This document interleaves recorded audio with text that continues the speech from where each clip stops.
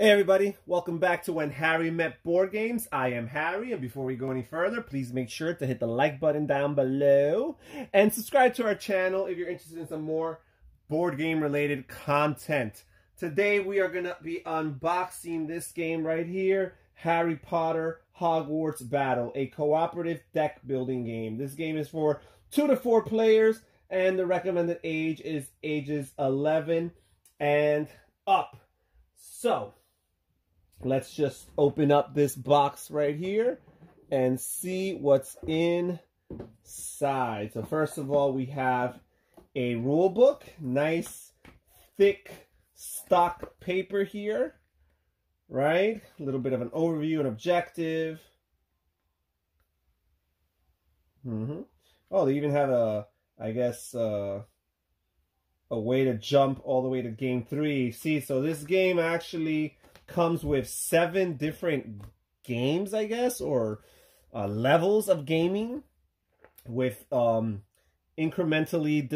difficult levels of gameplay. So right here you have a little idea of what the game board should be set up as. Okay, I like the material of the rule book. I like the fact that it has lots of examples in here. All right, so there's that. Then right here we have the game board.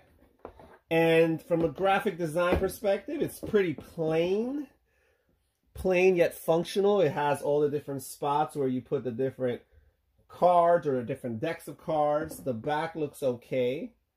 The back looks a little bit nicer than the front of the board.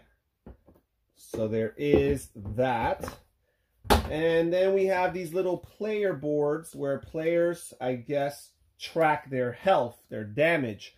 I guess as players go through the course of the game and face different villains, they take upon damage and have the ability to become stunned. It doesn't say that they're dead or knocked out or anything. They just are stunned.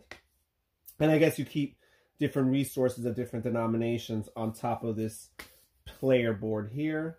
We have the tokens, which my wife and I did take the time out to punch, right? We took the time to punch out. So you have these here, must represent some type of magical resource of some sort. And we have this right here. Right here, these tokens. And what else do we have? We have the life tokens, these nice little chunky heart tokens. I've seen worse, so I'm pretty satisfied with those. And that's pretty much it as far as the cardboard tokens are concerned. But we do have these metal pieces, these metallic pieces here, with a skull on it. I don't know what these represent, what type of resource. I have not read the rule book yet, but this is solid metal. Wouldn't be able to tell you what metal this is. But it's definitely a metal, that's for sure. So there's that as far as tokens and pieces are concerned. We also have here, right in here, we have these cards, which I think are divider cards. I think this is just for storage purposes. You divide all your different cards amongst each other, right? So there is that. Okay, so the insert, as you can see here, looks nice, very functional. It has a spot for the different things, and this is what I was mentioning earlier. So the game comes in these 7 different boxes that say game 1, 2, 3, 4, all the way to 7. And basically the recommendation of the rulebook is to start at game 1 and gradually work your way up to the increasing difficulty levels as you gain experience. I've heard it be said that if you're experienced at gaming or deck building games in particular, that you can jump straight to game number 3, which I guess is what this advanced wizard here was referring to.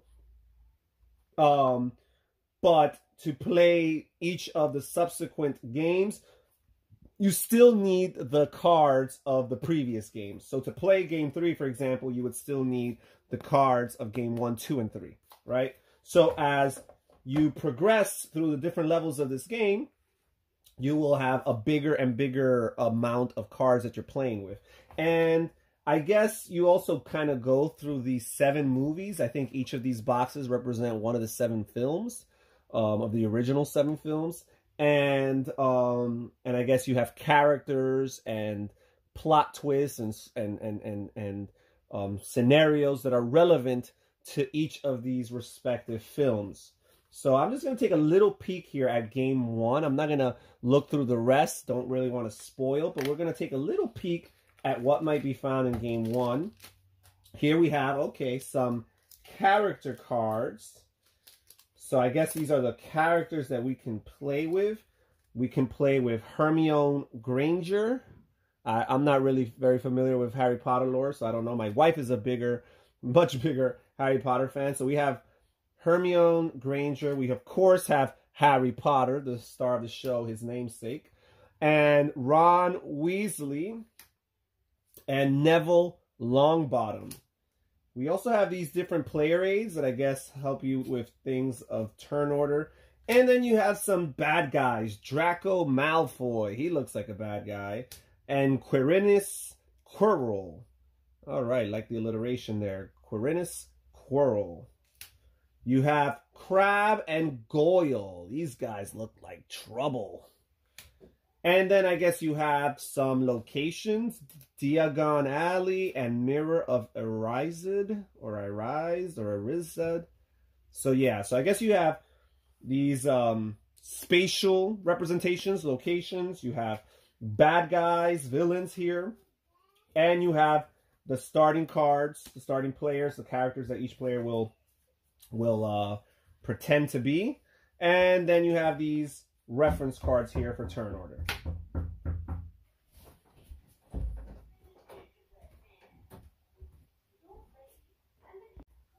And then let's see the other cards that are inside this box right here.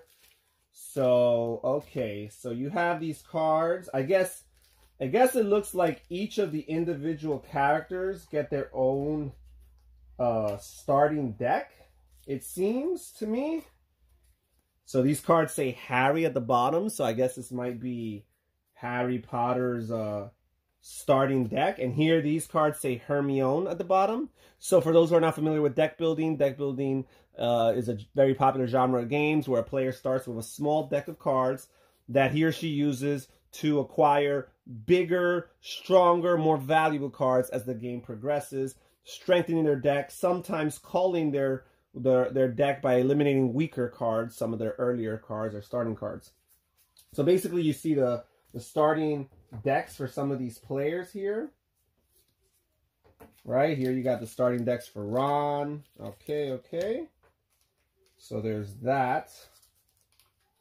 And what else do you have here? You have dark art cards, I guess.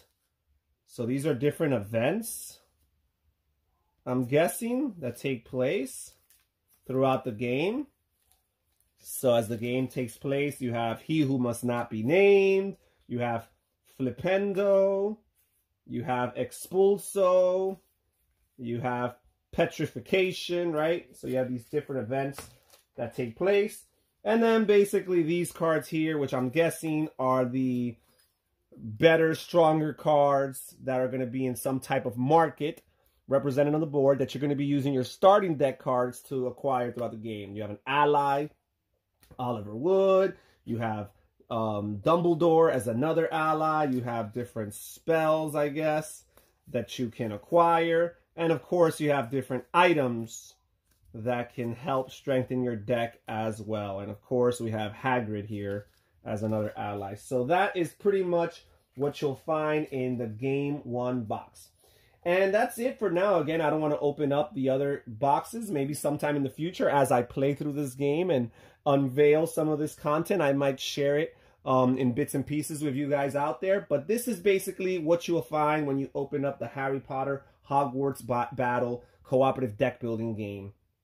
These are the components. Maybe if you're interested, if you're a Harry Potter fan, if you're a deck building fan, if you're a cooperative game fan, and of course, if you find the pieces, the game components here to be satisfactory, this might be a game you want to consider. Thanks so much for watching. Please make sure to hit the like button down below and subscribe to our channel if you're interested in some more great board game related content. Thank you for watching. Take care. Bye-bye.